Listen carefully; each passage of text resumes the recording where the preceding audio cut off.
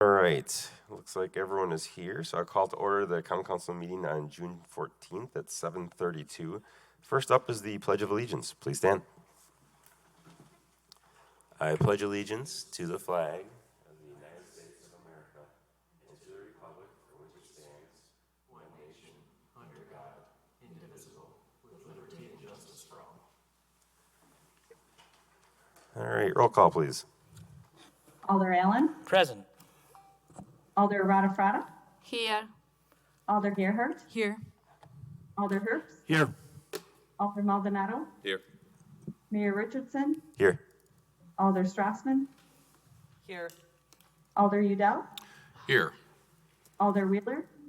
Here. You have a quorum here. All right, thank you. First up is a couple of mayoral proclamations. The first one is recognizing LGBTQ month.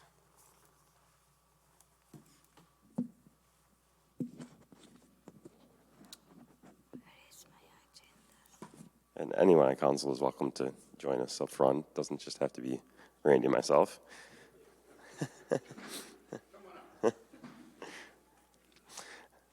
All right, so recognizing lesbian, gay, bisexual, transgender, and queer month. Whereas Fitchburg is dedicated to ensuring that our LGBTQ plus community and its allies have a safe and inclusive environment to celebrate diverse sexual orientations and gender identities. And whereas LGBTQ plus month recognizes that Fitchburg and the global lesbian, gay, bisexual, transgender, and queer community have made great strides in the recent years towards full equality. And whereas LGBTQ plus Pride Month raises awareness about Fitchburg's lesbian, gay, bisexual, transgender, and queer community and their contributions to Fitchburg's unique and diverse tapestry in a positive and productive manner. And whereas June has become a symbolic month in which lesbians, gay men, bisexual people, transgender, queer, and supporters come together in various celebrations of pride. And whereas the rainbow flag, also known as the LGBTQ plus pride flag or gay pride flag, has been used since the 1970s as a symbol of lesbian, gay, bisexual, transgender, queer pride, and LGBTQ plus social movements. And whereas flying the rainbow flag at City Hall throughout the year further symbolizes the city's celebration of diversity and support for the lesbian, gay, bisexual, transgender, and queer community.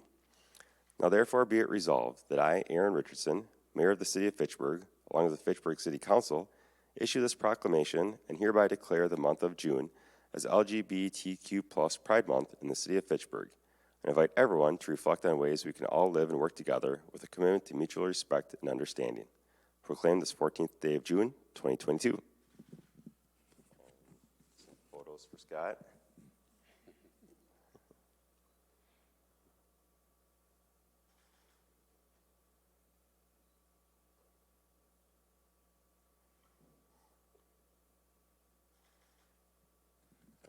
Very good. And do we want to, for Juneteenth, do people want to stay up here for Juneteenth as well? Yeah, we also do. Get your steps in.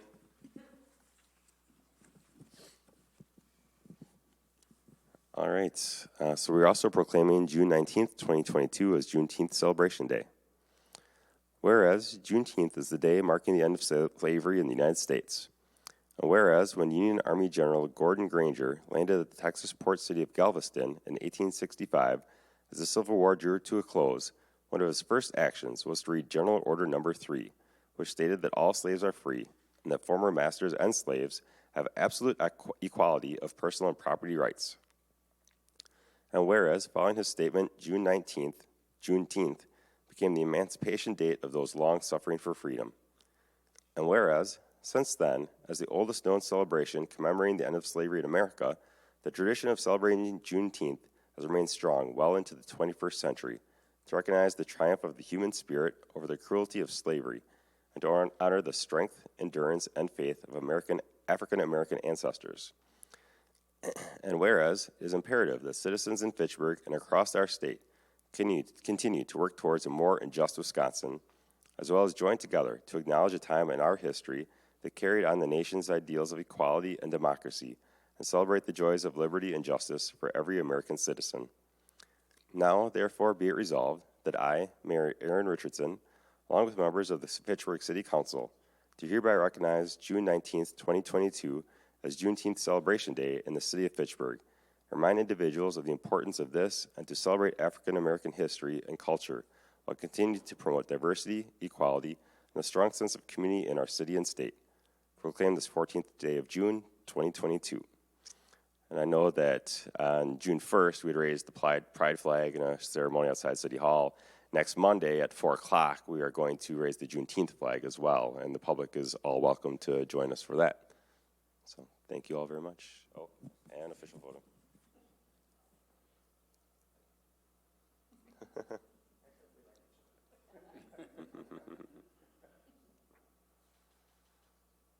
All right, thank you all.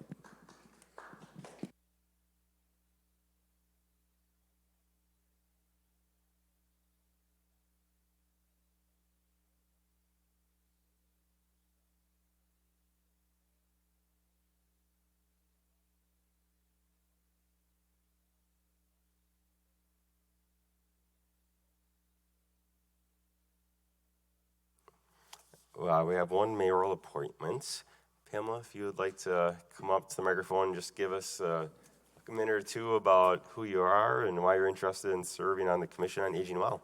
Okay. Is this on? It is. Okay. Good evening. My name is Pam Yoder. I have lived in the Fitchburg community for 8 years, going on 9.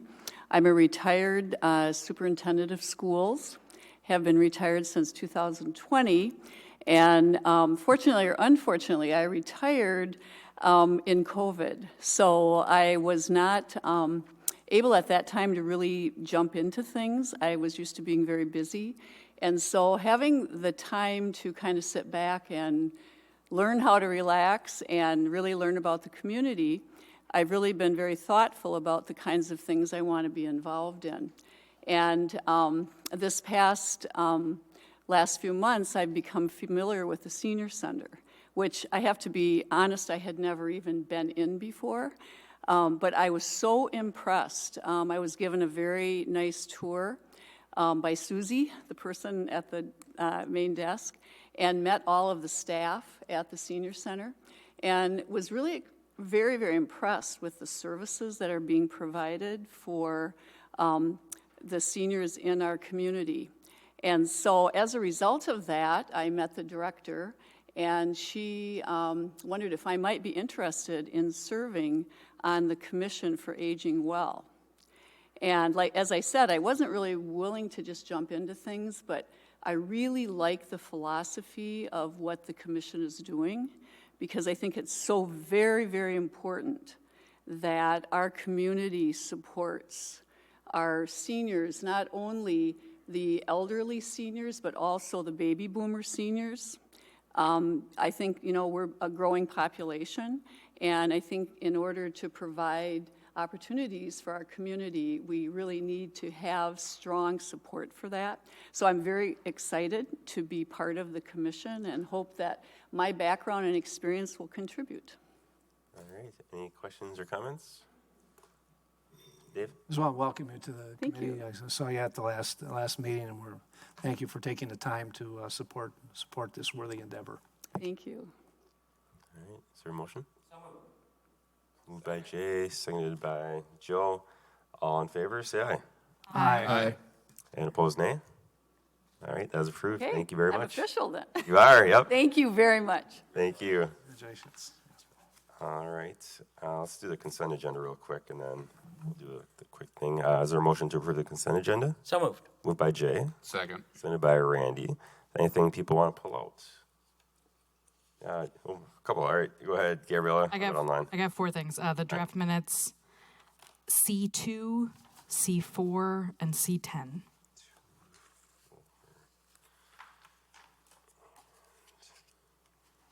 All right, Julia. C14. 14. All right. Anything else? Seeing nothing. All in favor of approving everything except those that were pulled out, say aye. Aye. And opposed, nay. All right, I'll go down in order. First is the draft minutes. Gabrielle. So under members present, there used to be a second line that said members absent.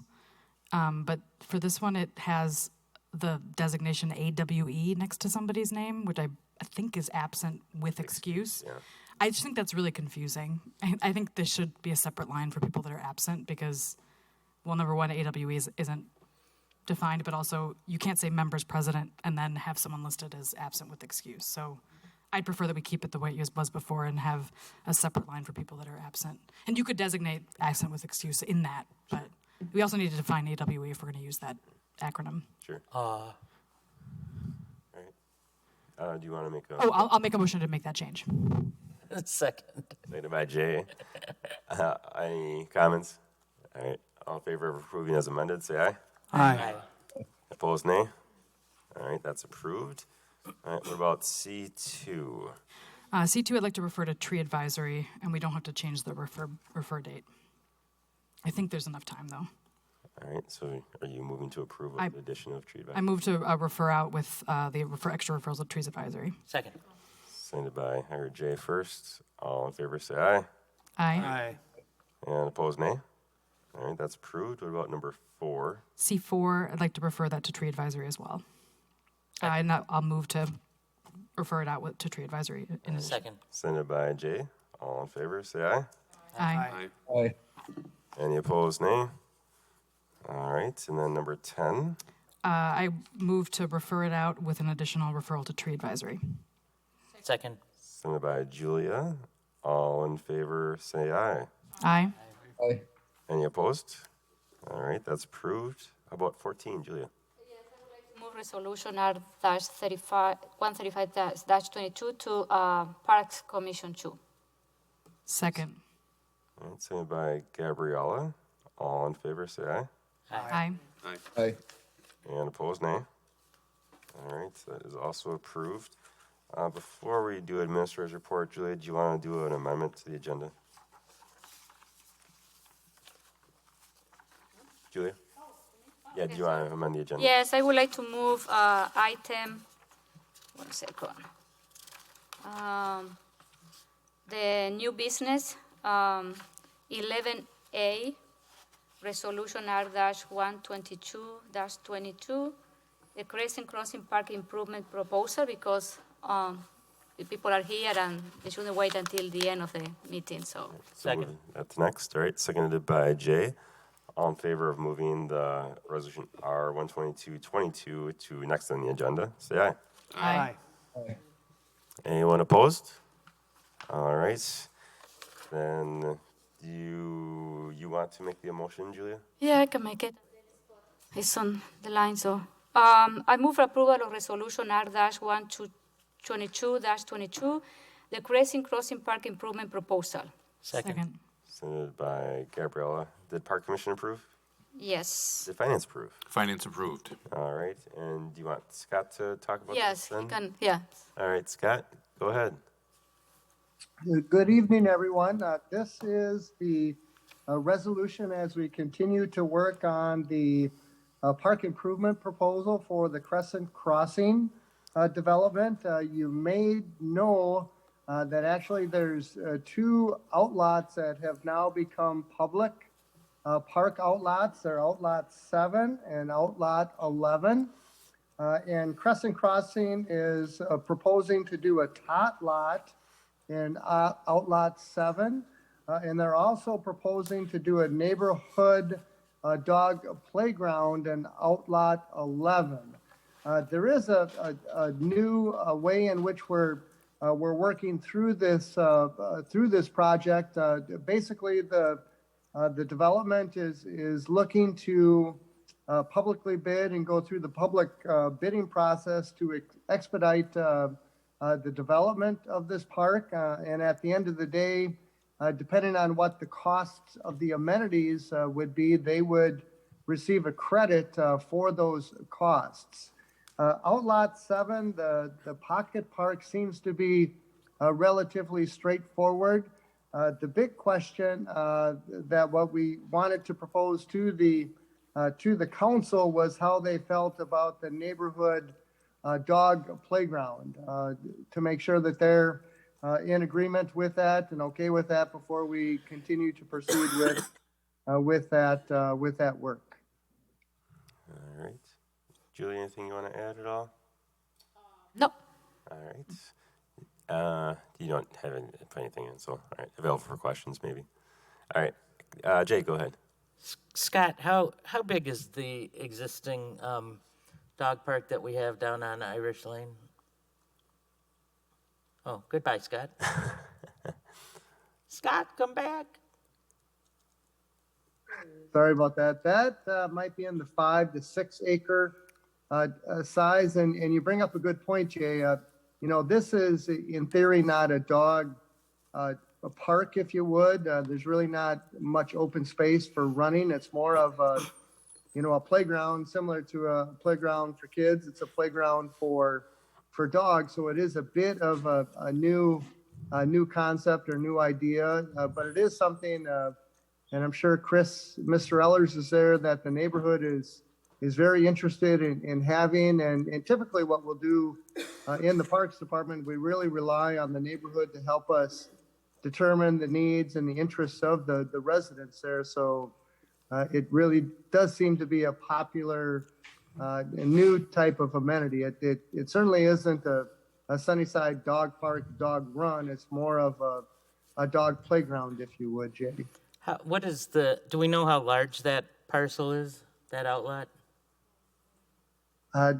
Chris might be able to it's. All right. Going up, Chris. Sorry about that. Okay, so it's very small in comparison. It's not big. Yeah. Very In small, relation yeah. to the other one, yeah. But I again, guess it's the only thing I would really wonder about this is, when we build city amenities, we might say that it's a neighborhood amenity, but it gets used by other people. And so as those other people find out about this, maybe they like what's there. They don't want to drive all the way down to Irish Lane. So the question is, what's going to, first of all, I guess one question is, where would people park if they drive to this particular thing? And it looks like there'd only be street parking available. But then what do we do about, I don't know what we currently have, since I don't have a dog, I don't know what we currently have at Irish Lane for waste disposal. How would that be handled at this location? Scott, do you want to answer those? Well, we basically at the dog park, we do have, bags, if you would, and I suspect we would do the same thing at this dog playground, along with a receptacle that the residents will place the poop bags, if you would, in the receptacle. So I would see it the same operation as we have at Sunnyside in regards to the removal and disposal of dog waste, if you would.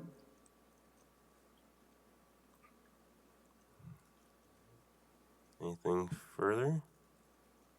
Not yet. Dave, and then Julie after that. Go ahead, Dave. Yeah, I'm in favor of this. You don't need much space. A backyard is large enough for dogs to play. And as I'm out in the park, that is a common, in the parks in Joe and our district, people are always coming up. Oh, can we get a dog area in our park? It's a common request from the neighbors. So I think it's very forward thinking to put this in this new neighborhood right off the bat. Julia, go ahead. No, yes, in Park Commission, we have a lot of discussion because you came like twice to parks. 3 times. 3 times, okay. So we talk about all of these comments and concerns that Jay has. And I think the one that most people were concerned about the traffic, but, you find out like a street parking is enough. Yeah. Yeah. There's at Sunnyside, I think there's 16 spots, and that's nobody's walking to Sunnyside. Everybody's got to drive there to get there. This one, you've got, once the neighborhoods are built out, you have over 300 houses all within a quarter mile of walking distance. And so if anyone does want to drive there, we counted 19, I believe, spots on the street for them to park. So there'd actually be more parking than Sunnyside if it's that popular coming out of the gate, which it might be to start out with, but then I think it'll thin out and really just be treated like a neighborhood park. But it's always there if people want to come and drive and park. I've seen small dog parks like this in Chicago, and there's a lot of people living in Chicago, and there's not a lot of space for a dog park. So this has certainly been done other places. Julia? In the Parks Commission minutes, you will find out how much it's going to cost to maintain this park. Scott, can you mention that? So it's not going to cost too much to the city to maintain. No, and I did ask Joran to put together a little bit of a report, and we're thinking it's going to be in that $5,700 per year range, basically to visit for an hour every week, and then some fall cleanup and then some fuel and dog waste bags, some fence repair along the way, and wood chips every once in a while in the tot lot. So between the two of them, we figure it'll be about $5,700, which is dollars and allocations that we all have budgeted. But at the end of the day, it really is part of our operation. We maintain these kinds of facilities, so it really won't be a big strain on the operation. We're right in the neighborhood anyway, so it should be fine. All right. Looking like we are ready for a vote. All in favor, say aye. Aye. Aye. And opposed, nay. All right, that is approved. Thank you very much. Appreciate it. All right, back to the regularly scheduled agenda and administrator's report. Good evening, everybody. I've got a number of announcements today, or items on my report. A couple of things to start. We're on the topic of Sunnyside Park and the dog park there. You may be aware by driving by or through other means that there are goats currently in Sunnyside Park doing some invasive species eradication. They are in the large dog exercise area, and that area is currently closed since dogs and goats may not necessarily mix. And we anticipate that the goats will finish their eradication work by the end of the week, so the closure shouldn't be too long. There's a couple of ribbon cuttings forthcoming. Nurture Her Aesthetics on McKee Road, June 23rd at 4 p.m. And then Discovery Storage, which is on Verona Road. That's going to be June 29th at 4 p.m.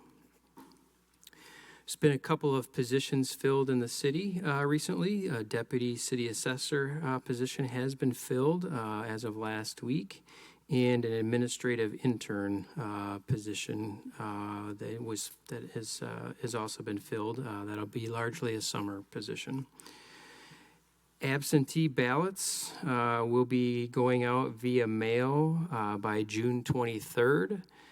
There are approximately 2,700 requests on file so far. The 2021 audit has been finished and will be posted to the city's website tomorrow. And the auditors will be presenting on the audit report at the Finance Committee on June 28th, if you are interested in watching the presentation.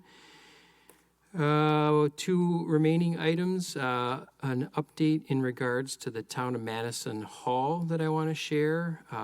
We've had some ongoing conversations in regards to the Town of Madison attachment. And the City of Madison has an interest in the Town Hall property for municipal uses. And we have requested a new appraisal be done for that property to help us establish what a fair value of that parcel is.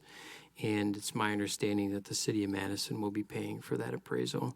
I will obviously keep the council informed about that item as well as others related to the town.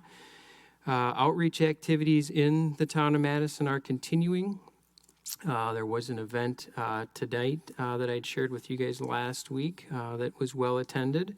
It was not specifically for the Town of Madison attachment, but was an opportunity for us to engage potential new Fitchburg residents there when we had staff present from both the police department and other departments in the city. The next specific outreach event is in the Southdale Park, June 23rd from 4:30 p.m. to 6:30 p.m. That will be kind of another opportunity for a meet and greet with city staff present to answer any questions that residents may have. And then the last item, as a reminder, the Special Finance Committee meeting is taking place tomorrow night at 6 p.m. on the mayor's proposed capital improvement plan. So I encourage those alders interested to attend. Any questions for me? All right. Seeing none, we can move along to Public Works. Of ordinance 2022 020 Q21 or 021 prohibiting parking on both sides of Oregon Road. Second. Sent by Jade. The Public Works approve. Public Works deferred. They wanted to take no one was there to provide additional information, and several board members, including myself, wanted to go down and take a look, so we deferred. All right, postpone it. Did bicycle committee? I don't know what bicycle and pedestrian advisory is. The bike committee, did you guys talk about it? Let me look at,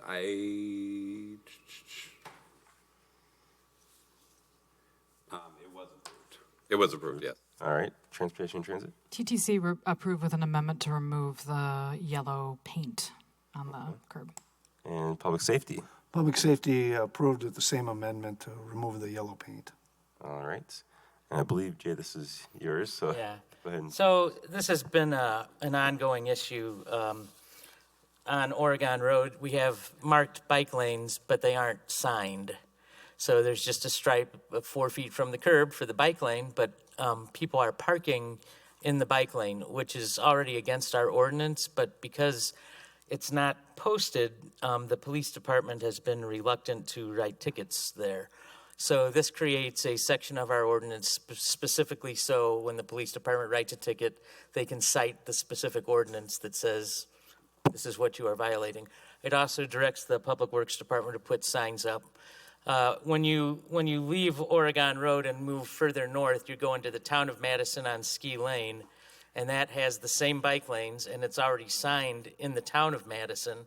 If you round the corner on Novation Parkway, the same bike lane is there, and that's already signed, no parking. It's just for some reason this section of Oregon Road did not get signed. So what's happening is it's pushing bicyclists out into the middle of the road, and they're basically very close to the center line of the road, which isn't, that road doesn't have a center line. So it's really a really dangerous situation for bicyclists, and people aren't supposed to be parking in the bike lane anyway. So this just formalizes the way we already designed the road so that the police department can start enforcing it. It's right in front of Artisan Village, and Artisan Village has received a couple of letters from the city informing them that their residents are going to have to park in the parking lot. And what I'm probably going to do is work with the police department on starting an enforcement date. I expect maybe July 1st, because if we pass this tonight, it theoretically becomes law tomorrow. But I think we need to give the actual residents, because I'm not sure that Artisan Village has reached out to their residents to tell them this needs to be done. So I was going to print up some little cards and just stick them under windshield wipers and tell people, hey, starting around July 1st, you're going to have to park your car somewhere else. So I don't want to just start throwing tickets at people, but we do need to get the cars out of the bike lane. Do you have any comments on the proposed amendment? Well, I had originally put into yellow stripe the curb because I thought that meant something, but apparently it doesn't. There's no enforcement value to a yellow striped curb, so there's no point in wasting staff time to do it. So I made the motion in public safety to remove that based on the Public Works memo. And I believe, Dave, the motion does not have that amendment in it yet, so someone would have to add that, right? Oh, So I'll make that motion. All right. Second. And seconded by Gabriella. So now we're talking about the motion, or the amendment, I should say. I have Dave and then Joe and then Gabriella. Dave, go ahead. Is that Joe or Jay? Is it marked that these are bike lanes? Is it bike lane? Is it paved shoulder? Is there a sign that says it's bike lanes? Is it No, on our, that's, Yeah. that's is it why. on our official map of bike lanes, you know? Yeah, it's in our official, it's in our official bike lane. It's part of our official bike route, but it's not signed. So there's a white stripe painted on the road about 4 feet away from the curb, and that's the bike lane. It's the same bike lane that continues into the town of Madison. It's the same bike lane that continues around the corner and goes up Novation Parkway. It's just, for some reason, signs didn't get put up there, and it didn't get added to our ordinance when the bike lane was put in, when the bike lane was painted. Joe? A couple things.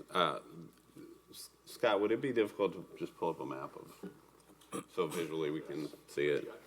Yeah. Of like Oregon Road in Fitchburg, like a Google map, when you can actually hone in and see it.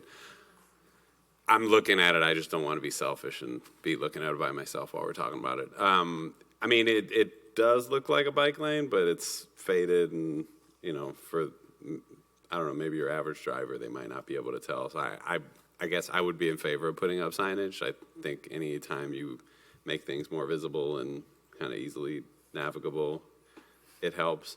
I have a process question, though. So Oregon Road just sort of suddenly becomes ski lane. I'm assuming that's because town of Madison.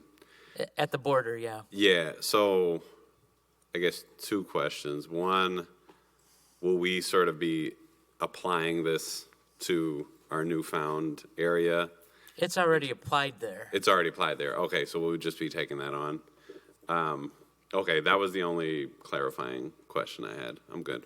All right. Gabriella? Yeah, I just wanted to give some insight. Andrew was the one that talked about at Transportation Transit last Thursday. Andrew McFadden, our transportation engineer, gave us kind of a summary of parking ordinances in the city, and he's actually been working on a potential update of parking ordinances, kind of modernizing and cleaning it up. But so this, what it currently is just like a list of roads where the prohibitions happen, which is what this is adding to. I have no problem with adding another road. That is in the near future is probably cleaning up the ordinances and making it a little bit more streamlined, which is good. But he'd also talked about the fact that the yellow marking on the curb really, it's not necessarily good practice. It's expensive to maintain. It's like a constant thing. So he does not recommend it. So that's why we submitted the amendment.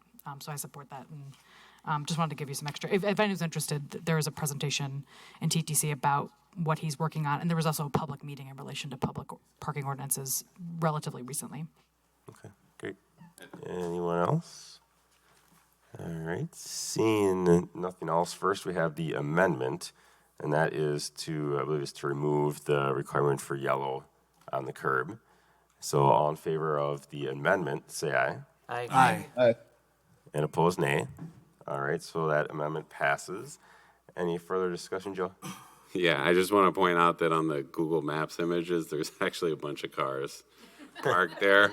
So it doesn't show up there, but when you look at it sort of street view, face to face, there's like, I see like 4 cars parked along, so, All right. yeah. Dave? Yeah, actually, Hold on, Dave. Dave. Go ahead, Dave. I understand why I'm for this, I guess. Convinced me, but I really don't want the police department spending their time coming around and ticketing people there either. We have more important things. If you got to ride around a car, I'm on my bike virtually every day when I have to go around cars. So let's put the sign up, but again, I'm not in favor of them spending a lot of time ticketing people for this. Jay? Yeah, Dave actually brought up something in public safety that I did want to mention. So I've been down there I drive down that road quite often. And so I was there at the daytime. Like I said, there's cars parked there 24 hours a day. At night, there's can be as many as 15 cars, and some on both sides, which makes that roadway really narrow. But I've had a couple of nights where I drove through there, counted the cars that were parked on the road, and then went up into Artisan Village to count empty parking spaces. And they have enough parking spaces there to park these cars. It's just you can see some of the front doors of these buildings are facing Oregon Road. And even though there's no sidewalk that comes down, the residents would rather walk the 80 feet down that hill to the road than walk around the building. Seeing nothing else, we can go to vote on the amended ordinance. All in favor, say aye. Aye. And opposed, nay. All right, that is approved. Next one, Dave. Next, move approval resolution R 10522, authorizing the rejection of bids for the McCoy sanitary sewer extension. Second.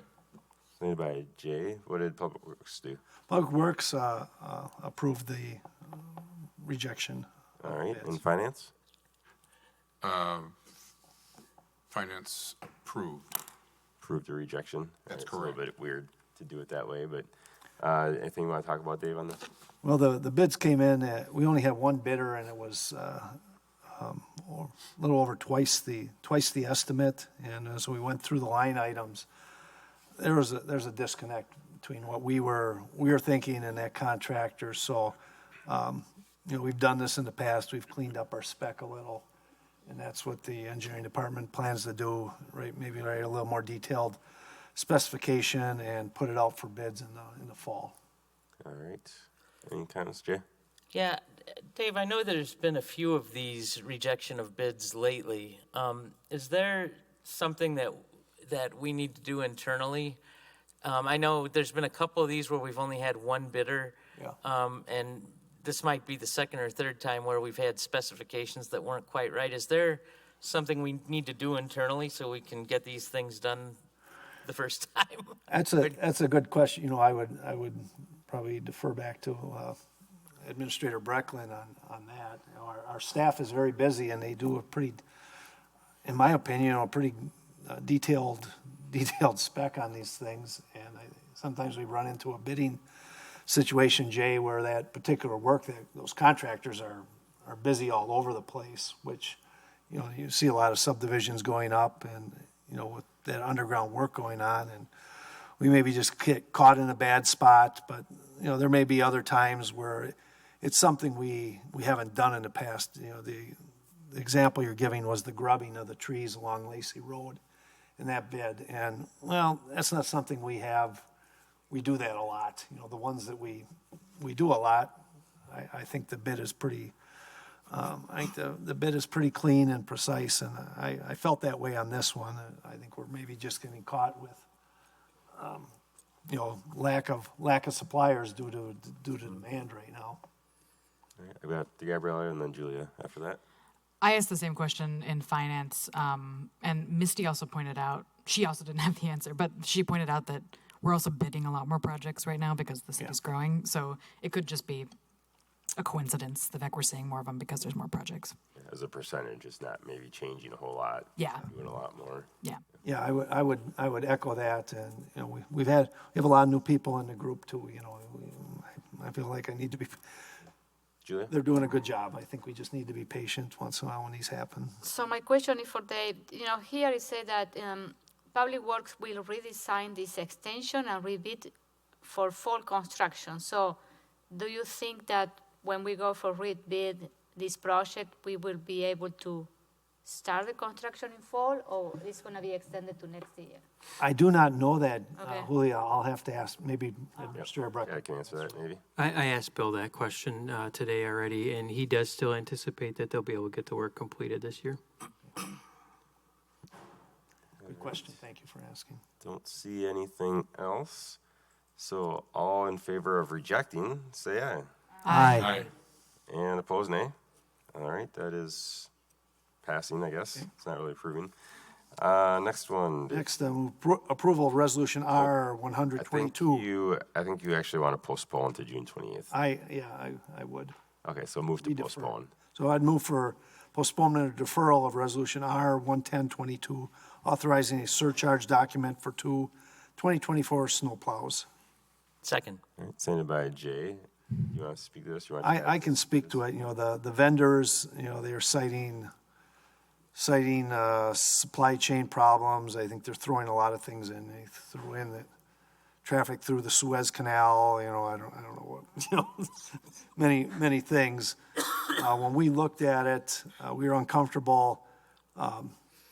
There were different prices for the different chassis, and Bill had gotten sick, so we didn't know which chassis, and we're a little uncomfortable. You know, if a surcharge comes due, you know, we're probably stuck with it, but we signed something acknowledging it. I can guarantee we're going to get it. So I would be satisfied not, you know, in the future, not doing it, recognizing, you know, if the board, council members realize that, yeah, we probably could get hit with a surcharge, but are aware of it. But I'd rather not, you know, sign this agreement. If it's $3,300, I can guarantee we'll get hit with that. I guess I should check. Did finance postpone as well? Finance postponed as well, for the same reasons. All right. Any further? Do you have a further comment? No further comment, no. Anyone else? Yeah, Jim. Need these chassis for next winter? Chad? This wouldn't be till 2024. Oh, okay. You know, I don't think the delivery, Oh, okay. I believe that, Well, I'm sorry, how about, Julia, that it's delayed till the delivery, I believe, is delayed till 2024 based on supply chain right now is we would like to have them earlier, but yeah, we wanted them for can't this get 'em. winter, but Yeah, can't get them. unfortunately, like a lot of stuff, it's hard to get stuff done right now.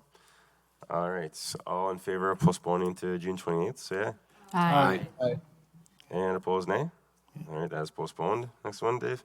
Move approval of the resolution R-11122, approving second amendment to the supplement to agreement for subdivision improvements in the plat of 6th edition to 9 Springs. Second. Sent by Jay. Did Public Works I approve? believe Public Works approved this. All right, yep, they did. I don't have much recollection on this one, though, I'm I sorry. think it's a pretty standard thing. Chad, do you want to offer any comment? This one relates to bike path improvements Oh, yeah, that's right. on, is it Terravesa? Or I've got it, 9 Springs, so Uptown is where this one is at. So Public Works took a look at it, and there was a little bit of a glitch in this one in that Public Works was not notified as they should have been at the time of installation. The contractor acknowledged that, so we did ask for a longer warranty on this particular bike path than we typically do. I believe we normally ask for a 14-month warranty, and this one was pushed to 36 months, I believe. Yes. 3 years. So Dave? I would just add, one of the board members, she just made the suggestion to Public Works that we inspect it at 2.5 years, just so, you know, put it on our calendar to inspect it at that point, just so we're not going out there a day or two before and then getting into a dispute, so. Great. Thank you, Chad. All right. Randy, do you have a question? Yeah, some concern because we in finance postponed this particular resolution. Oh, you did talk about this in finance? Oh, sorry. Well, to a limited degree. I mean, we've postponed it because Public Works supposedly postponed it. That's the information I have. No, that's the 11322. Okay, jumping ahead. All right, sorry. That's right. All right, seeing nothing else, all in favor, say aye. Aye. And opposed, nay. All right, that's approved. And then this one, I believe, is postponement, right, Dave? Oh, I think we approved this one. No, you didn't. You postponed it to June 28th. We're talking the GPS? yeah, it's a postponement. Okay. All right, I move deferral of resolution R-11322, authorizing purchase of the R-12I, oh, yes, we did defer, thank you. TSC5, thank you. Yeah. Second. Sent by Gabriella to postpone to June 28th. Yeah. And is that what Public Works did, Dave? We did, and Oh, good. Did finance do that, Randy? Yes, we did. All right. thank you. The reason was, this is costing more than what was originally, they originally planned. They aren't able to update some old equipment. The price we are getting, Kim Lobdell, you know, said they get a similar price at their company for the same piece of equipment. So it's verification that the price was right, but we are over a certain amount. And Bill, they listed 4 different accounts that they were going to use the money from to make up the difference. It was $13,000. And the board wanted to know, is there going to be savings in those accounts by having this equipment? You know, how did we come up with that? And Bill wasn't there to answer the question, so that's why we deferred. We're not opposed to the equipment, but we want additional questions answered. All right. All in favor of postponing to June 28th, say aye. Aye. And opposed, nay. All right, that's postponed. Next one, Dave. Next, move approval, Resolution R 12422, approving emergency services for well number 4. Second. Sent by Jay, the Public Works approved. Public Works approved. The Finance approved. Finance approved. All right, you want to speak to this, Dave? Yes, I can. You're aware of the I think it was well 11, the damages that we had to have repaired. These wells 4 and 11 pump into the east zone. And we believe this one was having to carry more load during that time. And what we found is the gallons per minute is reduced from what it should be pumping. And, to the point, I don't know if it was 150 gallons a minute. It's a substantial amount. And Public Works determined that it was needed to pull this, find out what was wrong, whether it was the pump, the impellers, or whatever, and get this repaired so we have full capacity at both of those pumps, both of those sites pumping into the east zone. Sounds good, Jay. Yeah, Dave, I was looking at the spreadsheet on this, and there's a line item I presume that's 50 vertical feet of removing sand. Is there that much sand that is accumulated? We did not ask that question, but it's quite possible that it has. I'll have to get back to you on that, Jay.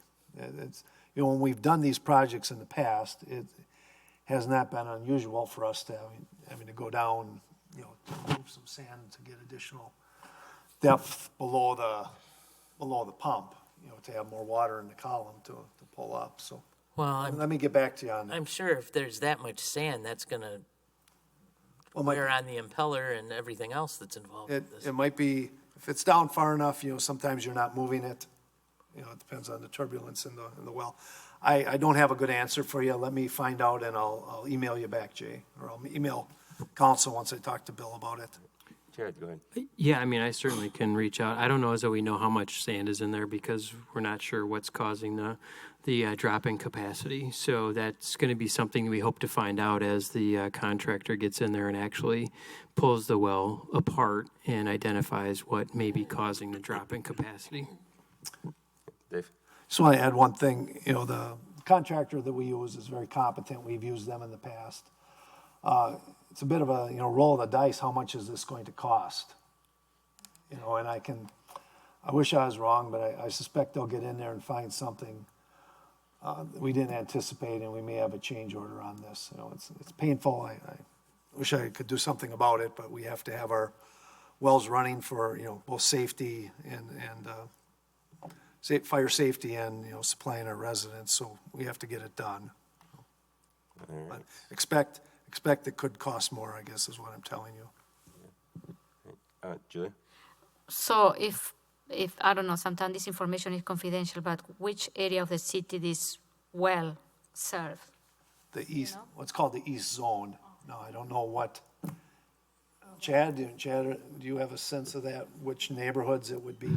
I don't know exactly which neighborhoods. I'm not familiar which zone the east or which neighborhoods the east zone serves, but it is related to well 11, which also had the emergency repair need earlier this year. They do work somewhat in collaboration with one another, these two wells. We believe one might have caused the other. Our degradation on this one might have been caused when we had 11 down and we had to pump this one harder, cause and effect, possibly. Julie, do you have further? Have we received any comment from the neighbors about this water situation, or no? We can just tell that it's not pumping as many gallons as it Okay. should, and so we know it's not operating the way it should, which is a concern that it could fail. They don't know us. Yeah, they're still getting a good service, and because we fixed 11, we've got that backup at least. All right, seeing nothing else, all in favor, say aye. Aye. And opposed, nay. All right, that's approved. Park Commission. Approval of resolution R-115-22, amending the 2022 park feed budget for the drinking fountain at the dog park. Second. Seconded by Gabriella. Did the Park Commission approve? Yes, I wasn't in Hold that. on, let me ask. Did Finance approve? Finance approved. All right, now go ahead. I wasn't in that meeting, but I watched the meeting and I read the minutes.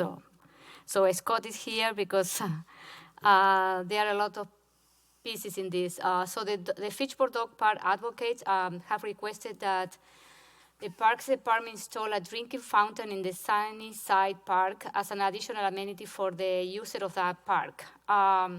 So the Park Commission recommended this project at the May 5th meeting, but there are a couple of things. We need to make an adjustment to the budget because the Friends of the Park have committed funds for additional of $8,450, but it's going to cost around $35,000 to install this water fountain.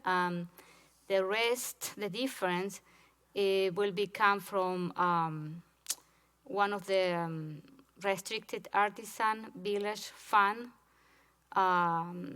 for parks education fee from that village project.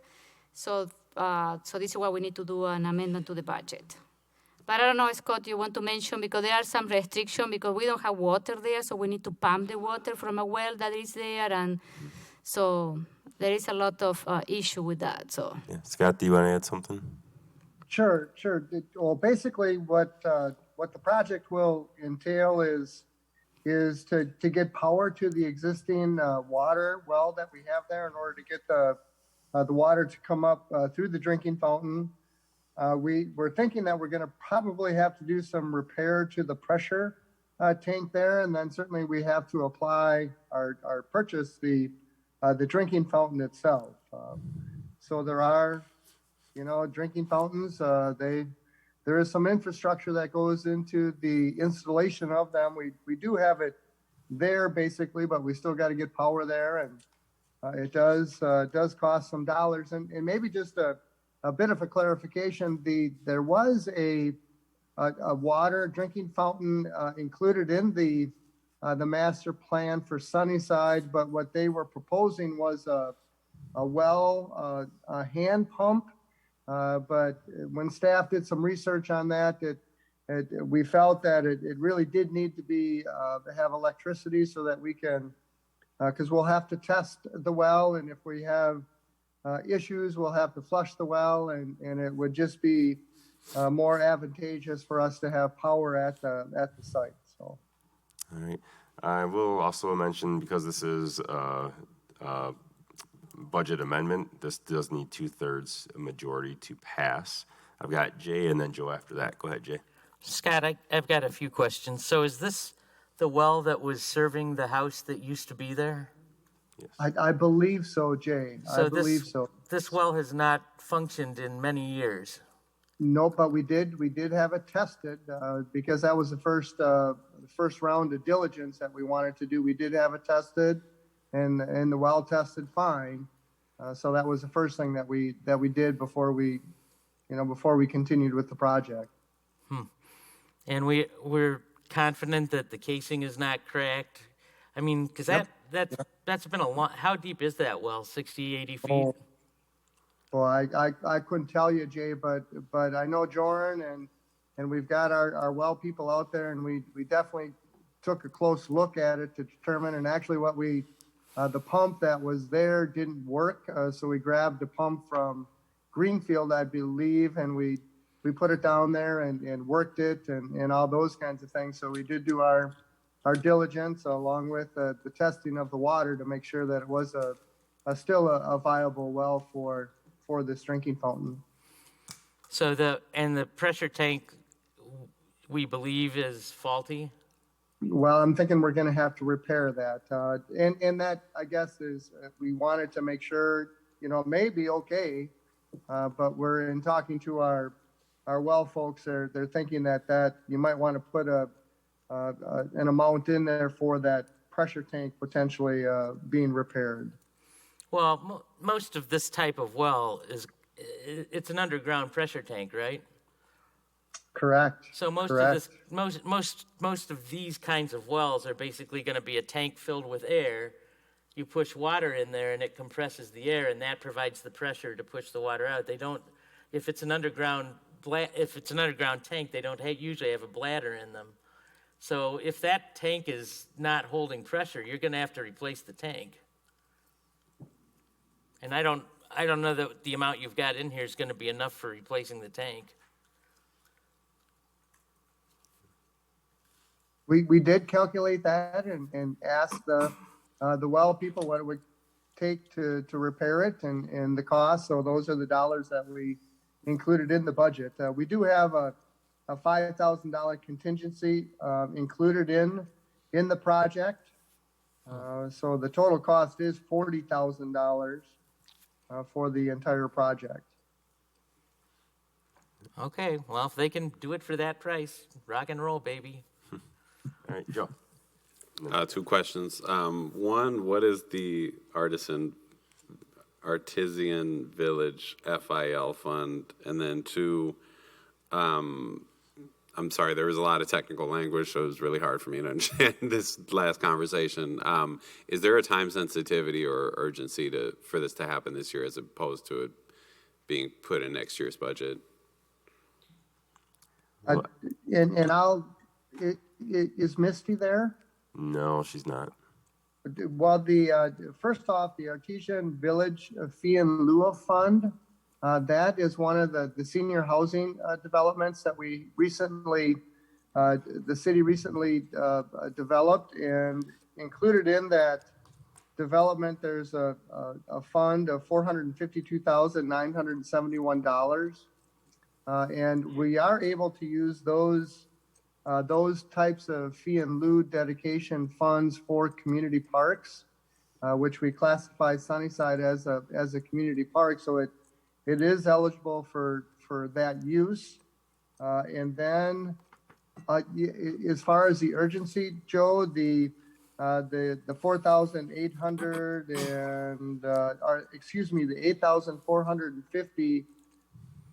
$8,450 from the dog park advocates is contingent on us completing the project in 2022. So there is strings attached to that. Thank you. Dave and then Julia. Go ahead, Dave. I find few people love dogs more than I do, but it's a dog park. It's not a soccer field where people are running and getting tired. I take my dogs all kinds of places. I bring water with them. I think it'd be nice to have it there. I think the people that use it should donate the money to pay for the whole thing. It's their dogs going there.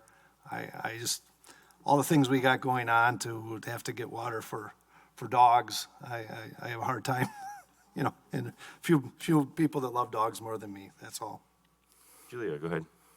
Yes, my only concern about using the fund for the Artisan Village is because I thought that those funds, the $452,000, are going to be used to improve the Southdale Park. So we are taking money from that fund that maybe we will need it for the Southdale Park.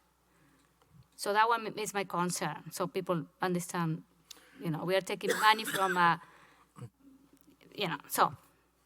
Well, and if I might, just a clarification that Southdale isn't classified as a community park, so these fee in lieu of parkland dedication dollars wouldn't be eligible for improvements at Southdale. I don't think that's accurate because of the location. It's close enough, I believe, Scott, that it could be used for Southdale. Artisan Village, just for clarification, is the apartment complex that was referenced during the parking conversation earlier. It is not exclusively for senior housing. It is there's no age restriction as far as I'm aware. And it's literally probably a half a mile at most from Southdale Park, if not closer. Julia, go ahead. And I remember very well this because when we approved the hub and we had the list of all the money coming to fund the phase 1, I remember that I saw that this amount, and I remember saying this amount is going to be allocated to use it for the improvement in Southdale Park. So, but basically my concern, if we are willing as a council to take $35,000 for that fund, but we need to know that the Southdale Park needs a lot of improvement, and we are taking $35,000 for that fund. So this is what we're doing. Gabriel? Yeah, that's good information to know. That concerns me as well. Because it's Southdale Park. I don't know if you guys have been there, but it is in bad shape. And as part of the effort to welcome our Southdale neighbors, we really need to make that park beautiful. Maybe you haven't looked at the CIP budget yet, but there's some things in there for it. Good. So, I don't know. I am concerned. And I said this at finance too, but it just strikes me as a little this doesn't seem urgent. And the fact that the donations are contingent upon it being done this year just is, I don't know, it just seems odd to me. I'd be more comfortable if we're able to work on Southdale's parks and take a look at the park fees and see what's available and then reassess next year. Is the Sunnyside water fountain even in the CIP currently, or is this a completely new project? Scott, do you know? I'm not aware. It is a new project, yeah.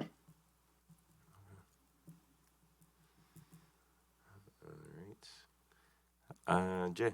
Yeah, I was just looking it up because I had looked this up before. It looks like what we are anticipating for the Southdale Park improvements is $135,000. So even if the 35 or 40 came out of this for this project, there's still plenty of money left in there for Southdale. All right. I'm sorry. How much is in the Artisan Village Park Improvement Fees Fund? It said $452,000. Okay, so there is sufficient funding for. Okay. All right. Tracy, I'm going to have a roll call only because this needs 2/3, and I'm not sure. And that's 6 out of 8 people need to vote for it to pass. So if you could do a roll call, because I think we're done with discussion for now. Go ahead. You bet. Alder Allen? Aye. Alder Radafrada? Aye. Alder Gerhart? Pass. Alder Herps? Nay. Alder Maldonado? Nay. Alder Strassman? Aye. Alder Udell? Aye. Alder Wheeler?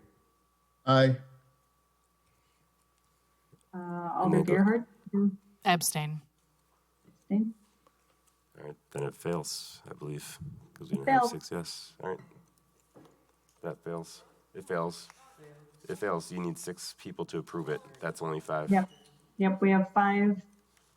Yep, that's 5 not 2/3. nays, 1 abstain. All right. Anything else on Parks, Julia? For what I saw in the meeting, they talk a lot about the resolution R-12022, the granting a special privilege for the use of a street right of a way for terrace garden. And Park Commission is coming with almost 23 recommendations and comment to the rest of the commissions. All right. Oh, and then the inclusive playground is open to the public. And I'm going to make another announcement in my Aldo report. All right. Before I go to the library board, would someone like to move the personnel committee next on the agenda so that Joe can go home? I'll move. Moved by Jay, Second. seconded by Julia. All in favor of moving the personnel committee up to now on the agenda, say aye. Aye. Anyone opposed? All right. Personnel committee. Gabriella, do you want to make a motion? Yes, I move approval of Resolution R-10322, amending the 22-22 General Fund Budget, additional deputy fire chief. Second. Sent by Jay. Did personnel approved? I'm sorry, yes. Did finance approve? Finance approved. All right. And would you like Chief to speak to this, or would you like to speak to it first? Yeah, I mean, well, basically, we had a retirement in the fire department, a volunteer, and who was taking on all of these responsibilities. It is not working to not have this position filled. It is not something that can be filled in by volunteers. It needs to be a position. The chief currently is working extraordinary amounts of overtime hours, and granted, he will say, he does get to be in his home for some of that, but when you're on call, you cannot be doing other things. So that's a big imposition on his And I don't think he should be expected to do that. So they arranged the funding for this so that it takes some of the lieutenant promotions. The department still thinks that we need those promotions, but delaying them in the meantime because this is more urgent. But then also uses a strategy for moving around money so that this doesn't create a structural deficit going forward. It's something that could be sustained, even though we hope the budget will go up for the fire department. You know, the fire department hopes that it goes up so to accommodate the lieutenants. All things being equal, this position can be sustained going forward without a structural deficit. And feel free to add anything. Chief, would you like to add? I would like to vote that Gabriella becomes our new spokesperson. I would agree that the time is right now. As a growing department, we've attempted to address the need for command staff, and the vacancy of a command staff officer, a part-time command staff officer who filled full-time hours, is showing the vulnerability we have in regards to staff hours. And yes, I mean, we've got command staff officers, self-included, that are working a tremendous amount of hours, and the idea here is to be able to separate some of this command staff work, both administrative and operational, in a sustainable fashion that also allows for succession within our department.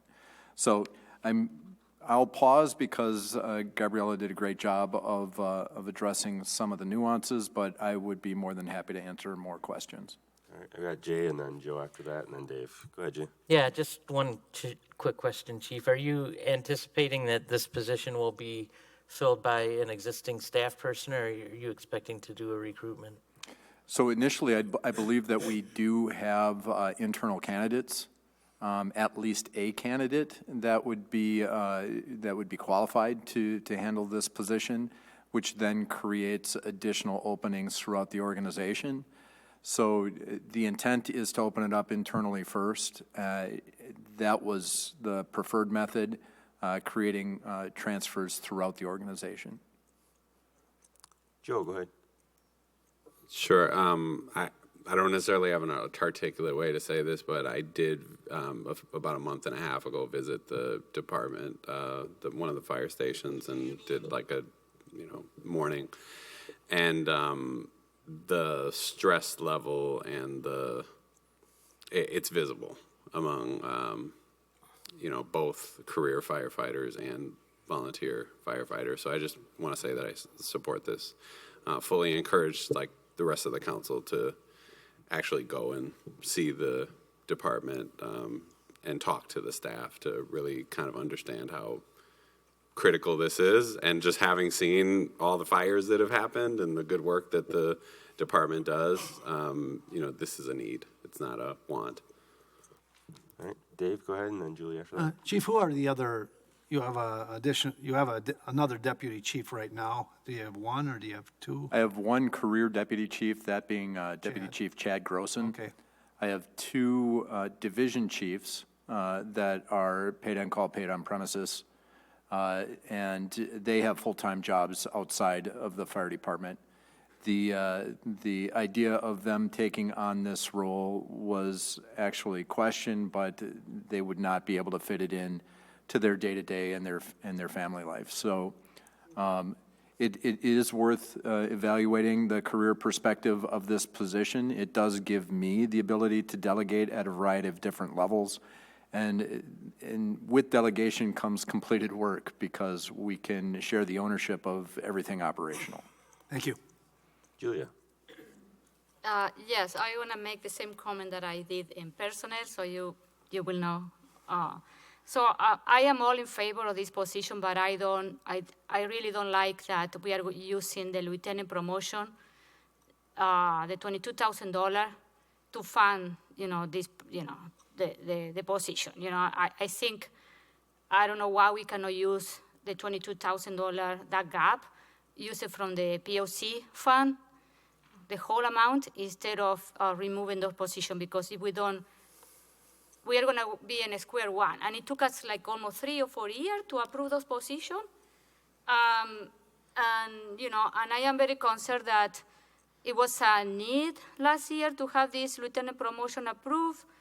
And my question to you is, okay, is we use these funds for the lieutenant promotion to fund this new position, what is going to happen with those promotions? What is going to happen with the people that maybe we are thinking to approve, to apply for the position? So I want to understand, I want you to explain that to the rest of the council, because that one is my, I am all totally in favor of this, but I don't like to use the $22,000 for the lieutenant promotion. I would like to fund this position with the POC funds completely. So maybe I'm going to put an amendment. It's a valid concern and one that I actually share. I mean, the need for the first line supervision through company officers, and that being lieutenants, has not gone away. The urgency has shifted. When we made the proposal for 3 lieutenant promotions last year, Rich was still on staff. With Rich's departure, and nothing against Rich, Rich put in a full career. And it was time for him to step away. That said, he put in full-time hours, and we're seeing how that has affected our department operationally without him being there. So that's there's a lot to be said about the value of our paid-on-call, paid-on-premises staff. But we also know that the recruitment trends that are associated with this profession are not what they used to be in the way of volunteer paid-on-call and paid-on-premises staff. So as a responsible thing to do in this situation, in my situation, as far as making a decision, was to address the immediate need, the urgency associated with the command staff position, and still advocate for frontline leadership. It's safe to say that without your advocacy during the budget last year, this deputy chief position wouldn't happen, because the sustainability from a structural standpoint would not exist. So the work that you did is valued, and I'm grateful for it, because it helps us establish this needed position, but it doesn't take away from the fact that those 3 promoted positions have not gone filled. It's something that I'll still need to advocate for. So why you cannot take the whole amount to fund this position from the POC fund? So a lot of what we are trying to do is to make sure that we don't overspend any accounts. The structural deficit was one of those things that were talked about, to partially fund this, only to find out that next year we don't have the funds to maintain it. The last thing that I want to do is put a position in place and then next year find out that we have a tough time funding it and have to do something a little bit more drastic. I'd rather keep those positions in place, make sure that they're funded for the long term, and make sure that funding is predictable. Working with finance instead of independent of finance seems to be our best bet here. Yeah, it would be a structural deficit. So we found out from Misty, her least favorite words are structural deficit put together. Chad, go ahead. So having worked extensively on this whole project with Joe and Misty both, one of the things that we looked at was, I think we used a 10-year average of what the expenses had been in the paid-on-call account. And this was the amount that we felt comfortable reducing that account by, in order to ensure that we did not overspend that account. So that's how we reached the conclusion on where we could get to and where we also needed to grab additional funds for in order to pay for this position. Again, it's not always ideal to have to do these sorts of things, but in talking it over with Chief Pulvermacher, we are certainly in a desperate need. I think desperate may be strong. I don't want to create any sort of feelings of alarm, but that command staff is certainly a very high priority right now, based upon the retirement and the lack of sustainability for existing command staff to be able to continue to fill some of those duties and responsibilities. And another thing that I took into consideration is the potential for an internal candidate. If we did not have an internal candidate, I think my urgency would be a little bit different as far as creating the need for internal leadership. But as Alder Maldonado identified in his visit to the fire station, I think our firefighters are actually looking forward to having additional command staff leadership that will make the day-to-day, the operational and the administrational, a little bit easier to accomplish certain tasks. Understanding that I am not taking away from my impression of the need for frontline leadership and moving forward with that request in the future. Go ahead. Okay, so you have an internal candidate, so that internal candidate is going to move out to this position, but then it's open the internal candidate position, isn't it? Correct. So So we we'll are- still be running, what we'll do is we'll run the deputy chief position Okay. and the lieutenant's promotion process at the same time. And then, depending on how many people apply for the lieutenant's position, we can establish a list. And then, if in the event that these 3 promoted lieutenant positions are available to us in the future, and it's within the time frame of that list, we should be able to make those promotions pretty quickly. So the idea was to make sure that we are still addressing the overall need for frontline leadership, making sure that we're running that lieutenant's process. And then if, in the event that those 3 positions are funded in the near future, we'll be able to make those promotions. My last one. Sure. Okay, so, sorry, I want to understand this. So if you have this new position, do you need to have the promotion from the lieutenant? Do you need to still to have those promotion? Or this new position can, have the authority for leadership and, discipline and mentorship? You know what I mean? Like, I think you're starting to get a little bit, you're starting to talk about the lieutenants now instead of the chief position. no, the chief, I want to know if the chief, that position can replace the other one. So, long story short, I apologize, but I think I know where she's going without deviating from the agenda. The deputy chief is not intended to replace the lieutenants. What Okay. it is addressing the urgency that exists right now. The lieutenants could be a discussion for another time. I'd be happy to have it, but that does address what happens in the station on a day-to-day. And with additional lieutenant candidates or promotions, we would be able to address the potential of acting positions in the future, giving that exposure and creating additional opportunity for them to experience the promoted position by actually exercising those tasks. So there's a lot that can be said about that, but ultimately, at the end of the day, it doesn't replace the lieutenants. It's identifying the urgency right now. And if a lieutenant gets promoted, we would still then hire another lieutenant. So if one of the 3 lieutenants takes this position, we would still hire another lieutenant, so there'd still be 3 lieutenants like there is right now. Dave, go ahead. Chief, I'm in favor of this. Just a comment, I'm a department head like you are. I run a technical group somewhere, and I was getting to the point where there just wasn't enough of me. I was at home working all night, and finally we decided we need Dave to do the technical stuff, find the administrative things that we can have someone that might be a civilian, non-fire department employee. I would encourage you to think that out. I don't want you worn out. I don't want, take things off your plate that you don't have to do, and that's all I'm going to say. Thank you for your concern. I can tell you, and without getting too personal, right now, the opportunity exists to the point where I can contribute at this level. But I can tell you that marriages do suffer from committing too much to one's work.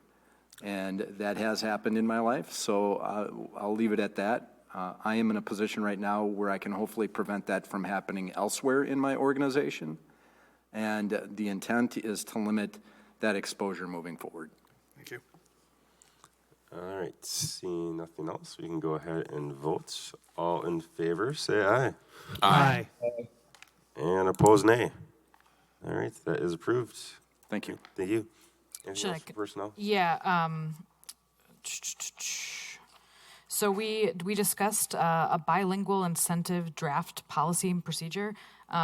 Basically, it was inspired by a discussion with the police union when we were doing negotiations, where police officers that have that skill, that bilingual ability, are a real asset to the department, so that they should potentially be compensated for that skill. And so HR is kind of looking into what that would look like, but we don't want to just do it for union represented staff. We would want to do it for across the organization, because people that have those skills are valuable across.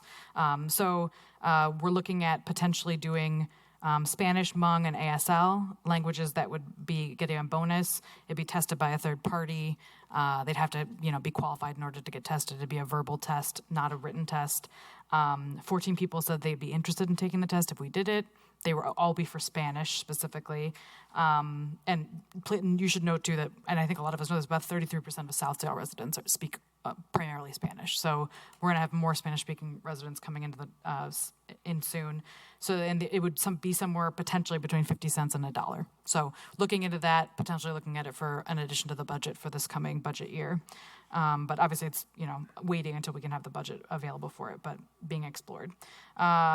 We reclassified the community development planner as that Wade Thompson left. So we have that new position. We reclassified it because the position has evolved quite a lot under Wade's tenure. So that has been raised one pay grade, and that will go out, I believe, that has been approved, so that'll go out soon for hiring.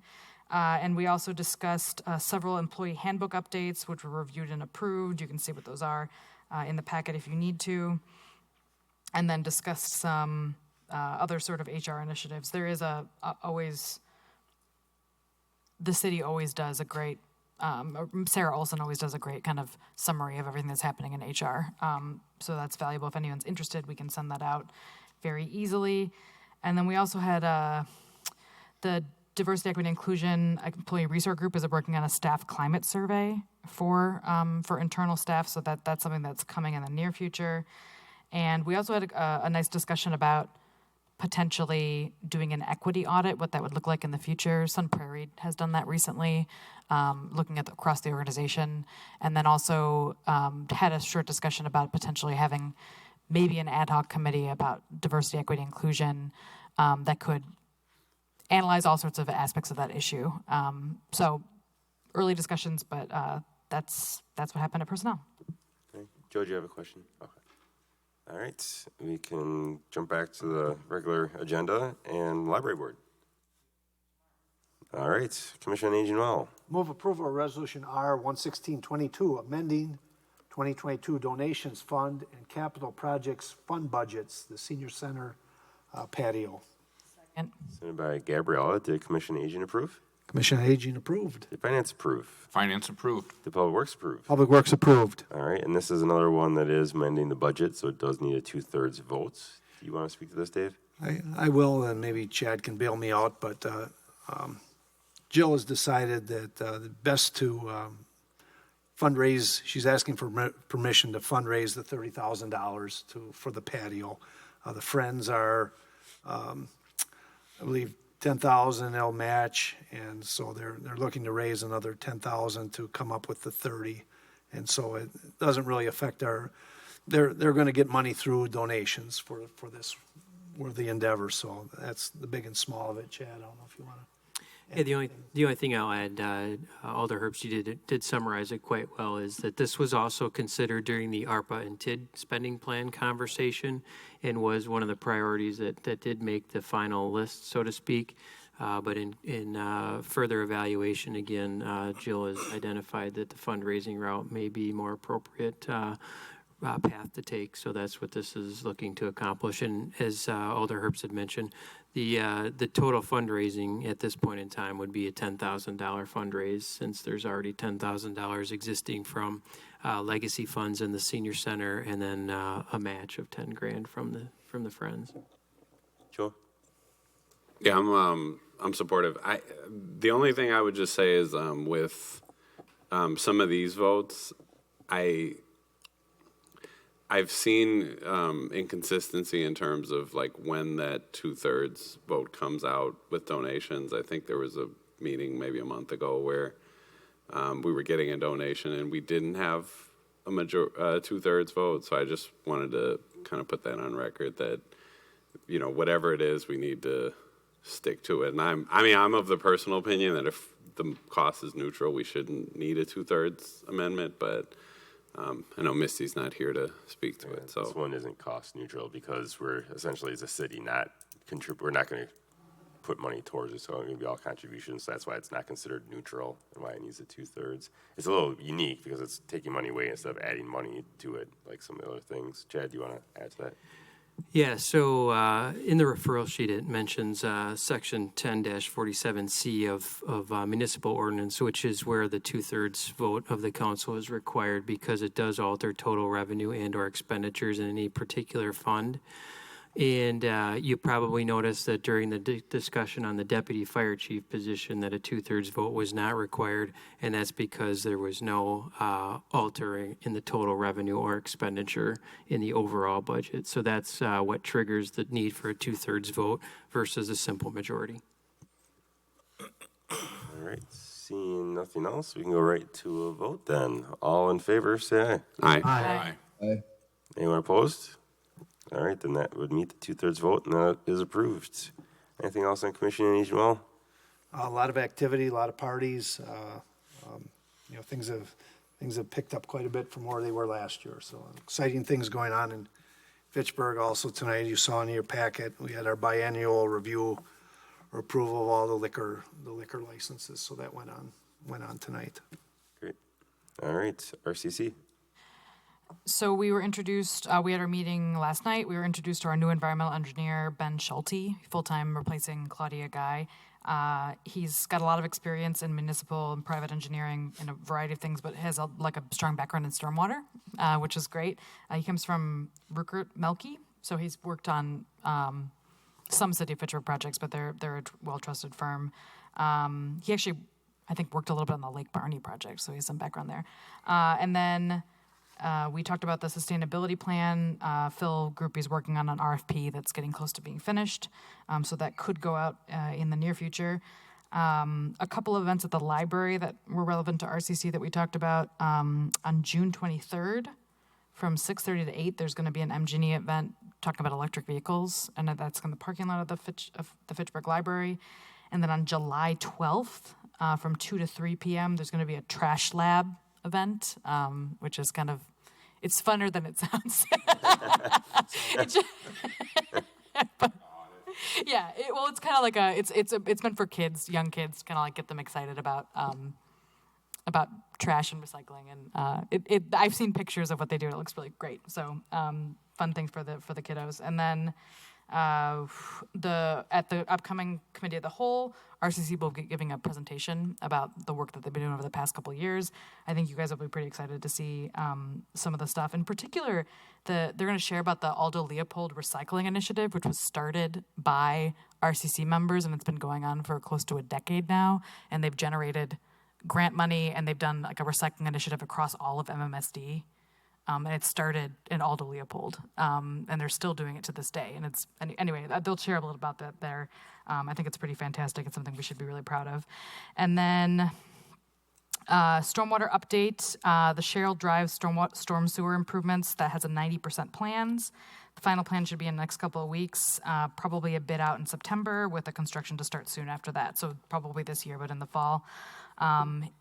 Ben also shared that he's working on Curry Court and Sub-Zero Kettle projects, and then also Lake Barney, there's some money for that, but so he's working on that. There's some discussions with the Village of Oregon around that. In terms of sustainability, the grant for LED light replacement for streetlights was approved, and so there's going to be 100 fixtures that can be replaced over the next year, which is great news. And then also, looks like Sustain Dane they've been doing events around the region talking about sustainability, and I think they're coming to Fitchburg very soon to the Hop House. So I'll let you know when that has been scheduled. That's all. All right, what about TTC? I kind of talked about it, but we talked about proposed parking ordinance changes. That is kind of in the works, but it'll be kind of just cleanup, basically. It's very similar to what we already do. They shared that there's some grant applications out for the urban grants from the state. Cyene Road and Irish Road bike lanes are both on there. And then also 8 transit shelters, specifically for the D2 and the B routes, are proposed for grant funding. The MM and McCoy Road project is likely to end by the end of July, so it's midsummer. Fish Hatchery Road is finally wrapping up. They're doing some final pavement markings, so we're very close to actually being done with that project, which is pretty incredible. And then Cyene Road, as we know, the Aurora to Cheryl, I believe, is going to be starting late summer over the winter, but the bid came in higher than we had anticipated. So I don't know if we're going to take a look at that budget soon, but apparently 5.8 million was the bid, 5.2 million was the budget. And our transmission engineer is unfortunately leaving us. So we'll be recruiting for that position very soon, which, as you all know, is a very important position. So that's all. All right, thank you. See to Jim. Yes, Phil's VM gave us an update on Terra Vesa. 139 dwellings have already been completed in the first phase. They're now in the process of building the first addition, where all parcels are sold and the builders are selling them as quickly as they can build the houses. With the second addition, they're looking at 70 units of housing, which consist of condos and single family homes. All of those lots have been committed by 3 different builders. Other things that are being planned for Terra Vesa is a 189 unit apartment building, which will have a unique design, which is called a wrap or a Texas donut. And that's where the parking structure is built, and it'll be in the center. The apartments will be built around the parking structure. So I'm looking forward to seeing that. They're going to have 2 more parcels of condos or apartments that will have 36 to 50 units each. As far as the senior units that are going to be built, it'll be 120 units of life estate and 60 units of memory care and independent living. There's also talk of having a restaurant at the senior home, which would be open to the public. Along Lacey Road, they're looking at building 4 buildings, which will be commercial on the first floor and 12 apartments that'll be above. And actually, one of the buildings they're looking to have as a mail center. Apparently, the post office will stop delivering mail door to door coming up pretty soon in the first phase of Terra Vesa. And if you drive by there, you'll notice that the mailboxes are temporary. So one of those buildings they thought would be the best to have a mail center instead of having kiosks along the road.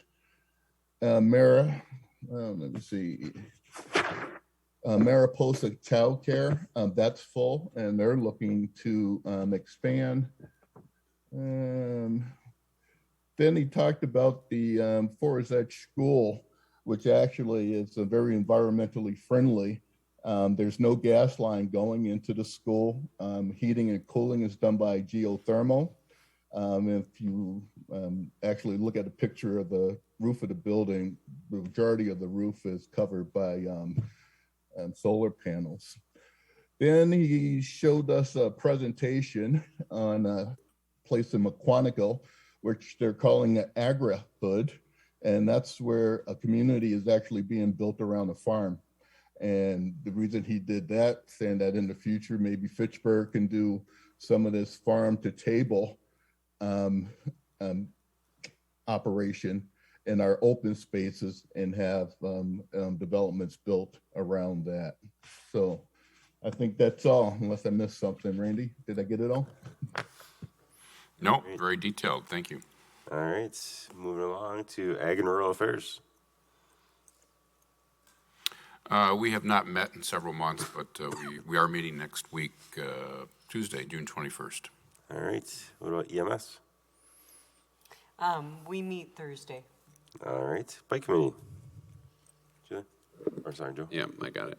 Apart from the ordinance or the resolution that was mentioned earlier, I had to leave this meeting early, but I'm just looking through the minutes. So there was a presentation by Andy Potts about cycling without age, a program started in Denmark that allows seniors, people with limited mobilities, to be able to get out with a volunteer rider. And they're going to look into, Phil's going to look into potentially partnering with the Senior Center on that. Also a Be Bright at Night, which was an April discussion that we had about that program being implemented in Fitchburg. Currently it's implemented in the city of Madison. And Andy's going to reach out to the police department about coordinating the program in Fitchburg. Andy also presented on, gave an update on the BST Stewart Tunnel update. And I also have just some numbers from some of the bike-related events that were done in or near District 1. There were 37 people that got their bikes serviced. Out of those 37, 23 were Fitchburg residents, and 22 were from BIPOC communities, and an overwhelming majority were under 20. So great events, and again, I just want to give my appreciation to the Wisconsin Bike Fed and Dream Bikes for being out there, as well as all the volunteers who helped participate. All right, thank you. Tree advisory. No report. All right, landmarks preservation. No report. All right, housing advisory. Yes, that we met this week. There was a presentation by Jack Pearson from Building Inspection on multifamily overview and condition updates. Vast majority of the apartments that were listed were in good or fair condition. There were 119 that were in below average or poor condition, while it wasn't specified sort of publicly which apartments those were. Many of them were in District 1 and 2, so it kind of speaks to the need for us to make sure that we're putting that housing replacement fund towards making sure that all of our residents can live in good conditions.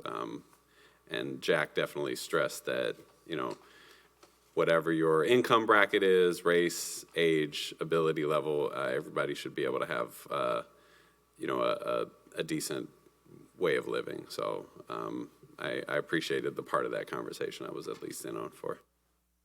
All right, healthy neighborhoods. We're still sitting on our hands. All right. Finance, anything you want to add, Randy? No, nothing to add. All right. Public safety, anything, Dave? All right. I've got a few things. I mentioned a couple of them already. The CIP is now out. Please take a look at that. You've got a little time before amendments. But the sooner you talk to Misty, the better, because she can help you out. So please do that and don't drop everything on her last second. That's not really kind to her. And you'll see there are some challenges coming up in our budgets. Also mentioned Monday at 4 o'clock, we are raising the Juneteenth flag here outside City Hall. Everyone is welcome to that. Also on Monday is the first Concerts at McKee concert. So you can also make that. I believe it starts at 6 o'clock. So lots of things going on in the city. And with that, I will go to Aldo reports, and it is District 3 that starts this time. Jay. Oh gosh, I have a whole bunch of things.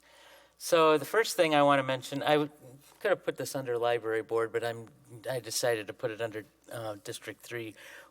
Tomorrow afternoon from 3 until 4:30, the library is doing a library pop-up in the Southdale neighborhood.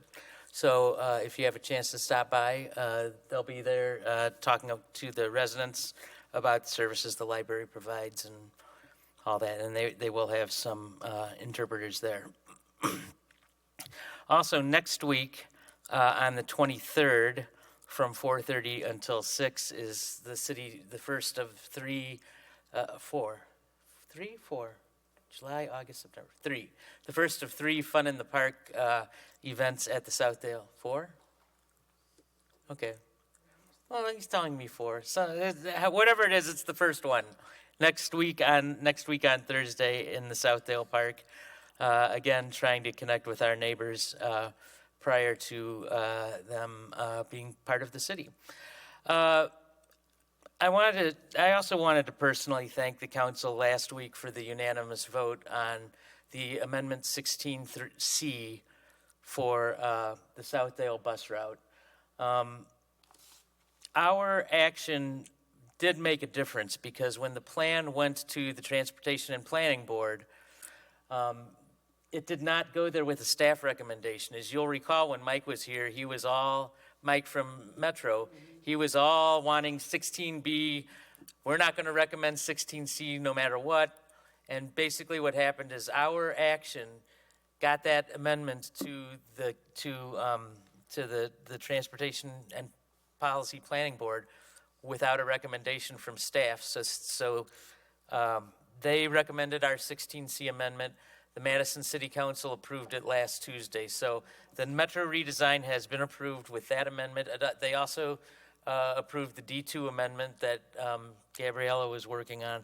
And so I think we have made some good efforts to provide some good services to our residents, and I think it will be appreciated. So again, thank you for those votes at our last meeting because it did make a difference. And that's all I had. All right, thank you, Shannon. No report. All right, Jim.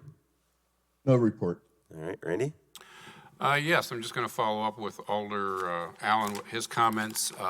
If you're not aware of, I do sit on the Madison Transportation Policy Planning Board as the regional rep, and your voice, this body's voice, it counted, and it was a long evening. We could go Monday evening. We started at 5, it ended around midnight. So there was a lot of discussion, but overall, by the end of the evening, the Fitchburg amendments passed. So we had success, and then it moved on to the Madison City Council the following evening, Tuesday, and it passed there as well. So again, thank you. Dave. Jay was mentioning the library. I think our library is having an event in the Jamestown Hego Park. Do you know what date that is? No. Coming on, I thought I saw something about that. But two other things. City, please pass along your thanks to Jack Pearson. You know, a lot of people figured at the end of May they could just stop mowing their lawns, and we get a lot of calls about that, and Jack gently reminds them that they still need to do it, and he's been taking care of that. I know it's a thankless job, but we appreciate that. One other thing, we found out that, I think some of you know, it's not in Fitchburg, but the Fast Forward, the roller skating place, there's going to be a new 70-unit apartment or something going up there, and it's not in Madison, but it essentially borders us, and there's a virtual call on Thursday. I'll try to work with our planning. I'd like to listen and just get an idea what that's, it's in Madison, but obviously since it sits right in the backyard of our district, see what this unit, what the plan is for it and who the management company and things like that. So that's all I had.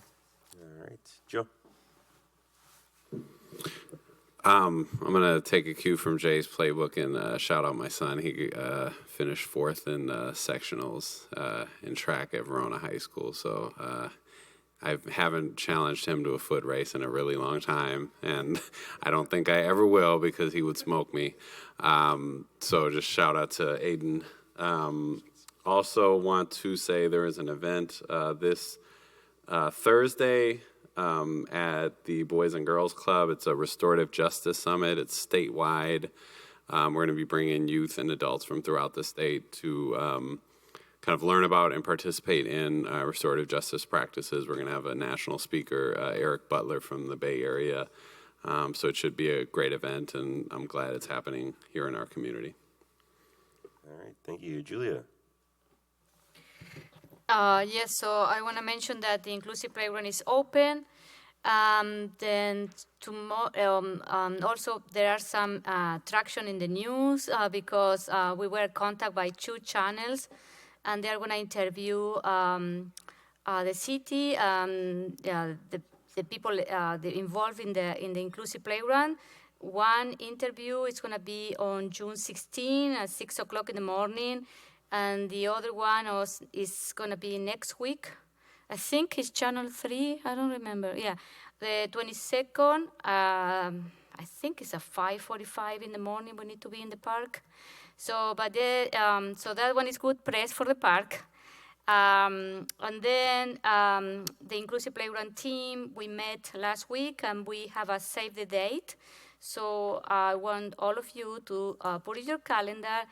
The ribbon cutting ceremony will be July 24 at 4 o'clock.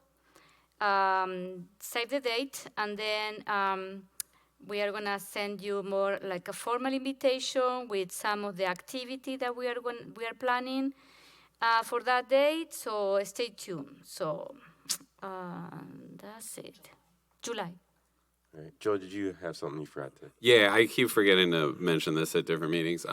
So if everyone's been down to King James Way Park, otherwise known as Pocket Park, it never had a sign on it, and it's also not discoverable on Google Maps, and it also was not on the city website. So I just want to thank Jack and I can't remember the staff member, but I sent an email with all those lists of concerns, and they pretty much resolved it within a day. So now you can find it, you can find its name, it's on our website, and a sign should be coming soon. There's also going to be an event on June 25th from 1 to 4. It'll be from, I think the organization is Seeing is Believing. They'll be having an event similar to last year where there will be a bouncy house, ice cream, events for kids, probably a bike repair stand, and music. So encourage folks that are in the area to come out and have fun. It should be great. All right. Gabriella. Yeah, just wanted to note that the Lot 53 and 54 project in McKee Farms Park adjacent is starting. So yeah, it's very busy. We got splash pad opening, got inclusive playground, we got Lot 53 and 54 construction. So it is busy in McKee Farms Park. And the concerts on Monday, concerts in McKee. And that's all. All right, great. We already did our new business. This is a weird month where Committee of the Whole is actually next week, even though Common Council next meeting is in 2 weeks. So see you all next Wednesday. Randy, what are the topics? Do you know off the top of your head? Sorry to put you on the spot. I heard RCC. I don't have my list, but RCC is definitely on the agenda. I believe Ellers will also be presenting on the city's financial management plan, if I recall correctly. But tomorrow evening, you're going to note as well again? Oh, yeah, that's yeah. the 6 o'clock is the CIP presentations as well. So You're on the docket. all right, I guess I better be there at least for a little while. All right, is there a motion to adjourn? So moved. Moved by Jay. Second. Seconded by Gabriella. All in favor, say aye. Aye. Aye. Anyone opposed, say nay. All right, we are adjourned.